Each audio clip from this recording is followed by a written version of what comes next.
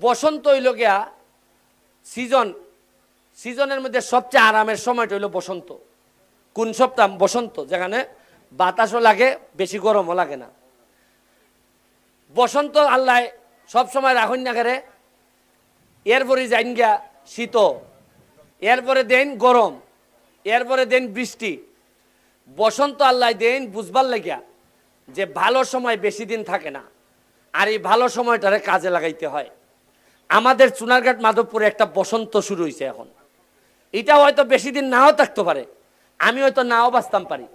যেভাবে আমি শত্রু টানছি, আমি জানি না আমার কপালে কিতা লেখা আছে। কারণ বাংলাদেশের ভালো চাইছে, এরকম মানুষ বেশি দিন বাঁচে না।